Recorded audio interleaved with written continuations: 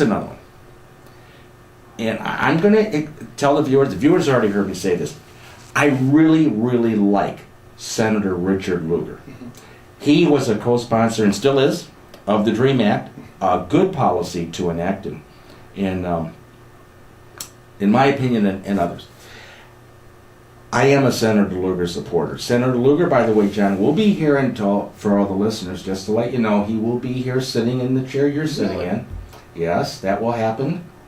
That will happen. Do you know when yet? Do not have a date confirmed. That'll be a good interview. But it will be. Mm-hmm. And if you're interested, we'll let you know when, really. Because Absolutely. Senator Richard Lugar has a competitor, and it looks like a pretty stiff competitor. His name is Richard Murdoch. Yes.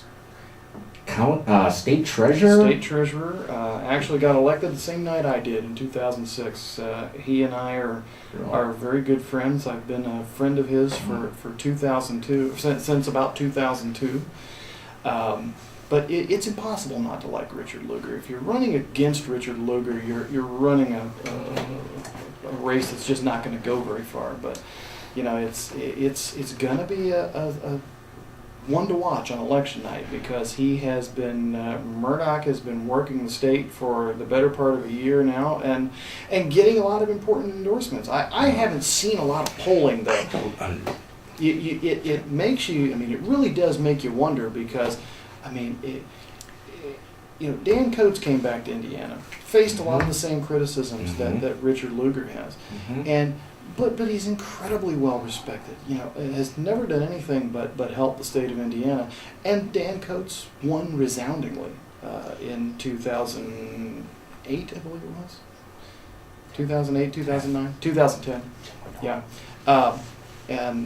So you know that Murdoch is going to be a substantial challenger. But I'd love to see a really good statewide poll to see where this is. I know Richard Murdoch went to the CPAC, the Conservative Political Action Group in Washington, D.C., and made an appearance there and to try to elicit support. You're right. This is not going to be somebody who just decides, I'm going to run for office and put my name out there and see what happens. He is actively campaigning, and he is really serious about this. What I don't understand, though, John, you're right. It's hard not to like Senator Richard. Absolutely. What I don't understand is why some people don't, and I really hope it has nothing to do with his age. I mean, he's been in office for since 1976. One term after another, and he keeps on going. You talk about the Energizer Bunny. Last time he ran, the Democrats didn't even put up an opponent. There you go. He ran unopposed. That's right. He did. So I don't understand why nobody likes him. So that will be a good one to watch. What about here locally, John? You mentioned House of Representatives in Congress. We have the 3rd District here. Right.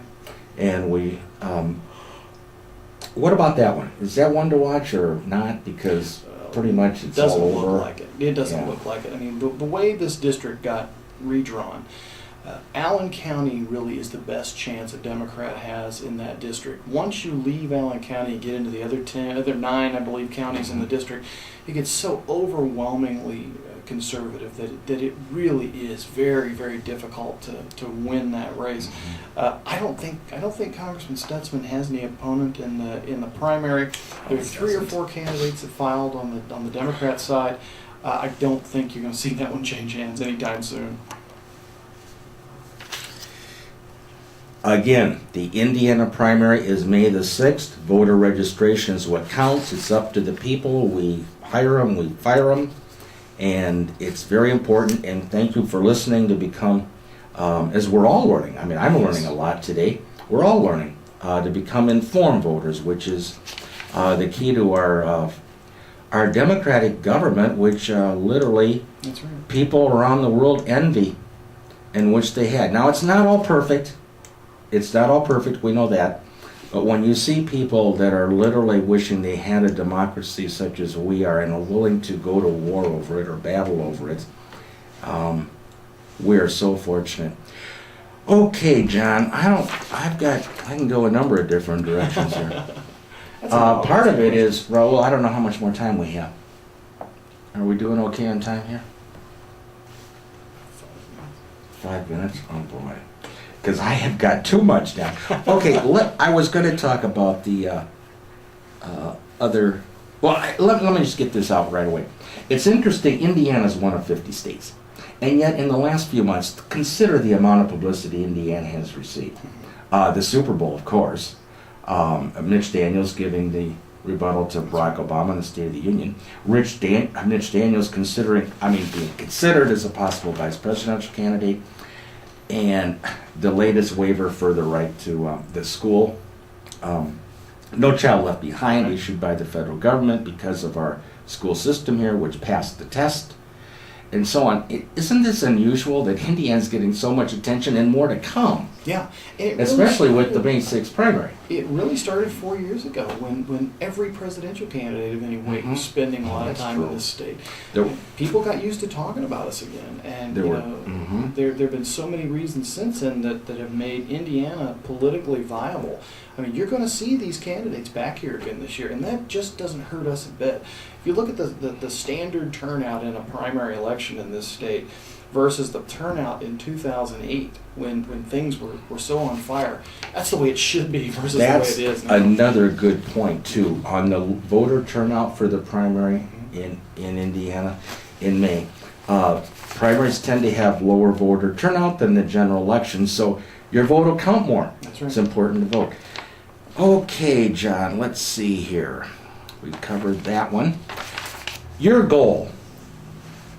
John McGauley is running for County Commissioner of Allen County. All right, John, we're going to move the clock ahead, and we're planning on you being elected. What is your main goal? And I want to bring it back to the concept of the county executive versus the 3 wise men or wise women in each county. My goal, my first and foremost goal, because before you can really make county government do anything else effectively in 2012, you've got to scrap the current structure. The current structure does nothing but get in the way of progress, slow down decision making, and frustrate people with the system to a degree where they check out and don't participate anymore. That's why you see things like these 11 and 12% turnout primaries, because people are starting not to care. I think that you've got to take the system that we developed in the 1800s and scrap it and fine-tune it into a structure that can respond a lot more quickly than it can now. All right. In practical terms, as county commissioner, and you'd be one of 3. Yes. How does one do that and move to having, such as in Madison, Wisconsin, and St. Louis, Missouri, a county executive? Does it take the act of God, a constitutional amendment, or can the people vote, or how does it happen? There's a process right now that's set up under state statute where 2 units of government, a city and a county, can consolidate. And there's there's a very receptive atmosphere in the General Assembly to amending that law so that 1 unit of government can consolidate within itself. So you could consolidate pieces of the township structure into letting the county council take care of those things and manage budgets instead of having 40 or 50 elected people managing the townships. That's what's got to happen. We've got to get to a point where we can amend that law and let county government take care of itself. But it eventually winds up as a referendum. You wind up with a question on the ballot that says, can you do this? Okay, so we're talking about an upcoming referendum that hopefully will happen in the futuro. Well, you mentioned townships, John. A lot of people know the townships, particularly. Okay, I start on myself. I got people listening somewhere in the country. Okay. Could you say something about the people that listen? You guys, they listen in New Mexico, something. So I gotta open the mics again, okay? Okay, well, let me read it first because I have trouble. It's in top. It's in English. Say hi, something. I don't know. Say okay. I gotta open the mics again. I can't read this. It's in top. No, it's in English. In top. Aurora say she say she listened to you guys. Oh, okay. Her name is Aurora. Okay. In New Mexico. Okay. Is that right? Yeah. Yeah. Aurora in New Mexico. Thank you for listening. Of course. I gotta open the mics again. Isn't it? Okay. Go. We're back. Okay, we had a brief intermission there. We are continuing on here with the Fernando Zapari Show with Fernando Zapari on vacation with Daniel Jehl News and Views. And we have our guest, John McGauley. And we would like to give a special thanks today to Aurora from New Mexico for listening to this show. And we hope that you continue to listen to this show and others offered on RadioLatinoTV.com, Que Pasa. That's interesting, John. We're thinking our listeners are all from Indiana. That's right. It's not that way on the internet. Well, there's some messages here that apply everywhere. Really? You know, get out, participate, register It's to vote. not It's that your way. government. I mean, what we're saying, the messages are true. I mean, they apply That's all right. over, don't they? They're universal. They Wow. apply here, they apply everywhere. Yeah, and this is not the first time. So thank you, Aurora. Hello, Aurora. Okay, thank you, Aurora. Now, I think, John, we can go on and on about all kinds of interesting topics, but I want to make sure that we cover how people can. We already talked about voting and how to register and make sure you bring your an ID card and so on, and keeping informed. And we're trying to provide information. I mean, we talked a lot here today about information. That's right. Well, how do people find out more about you? And also, any political events coming up where people can learn more about you? There's a political event coming up on February the 22nd at 11:30 in the morning at Allen County Republican headquarters, where the Republican candidates for commissioner will be talking about themselves, talking about their plans for the office and what they want to do. And there are a couple more coming up in April that I'm sure all the details will be out on pretty soon. But the one coming up on February 22nd will be the big one. February the 22nd, and that is where? That is downtown at At the Republican headquarters. 11:30. And there will be more. I'd love to ask you about the concept of debates at the national level and what has happened after 19 of them. Why did this next one get canceled? Well, you know, because I think some of these candidates For are the starting to see presidential? that they're not helping them anymore. It's They're not helping damaging them, them. I mean, when the front runner drops out of his debate on CNN, you know that's why it's Well, happening. that's It's what- starting yeah. to hurt him. And you can't have a debate unless you have people there to debate. That's right. You can't have a debate. We can sit there and just talk to When you've got four candidates for got- president and two of them show up, Yeah, that's not that much of a can't be a debate. debate. So I'm happy that the concept in Allen County is a forum Yes. where people will show up. Yep. And we are going to thank you all, wish you all a happy Friday and a happy weekend. Today we have Tim Zink with us today doing our cinematography. Raul, our wonderful technician. John McGauley, we thank you for coming on the show, My and pleasure. we would like to do this again. This is too much fun to Really? say no to. I'm back anytime you want me. Okay, John McGauley, current Allen County recorder, candidate for Allen County Commission.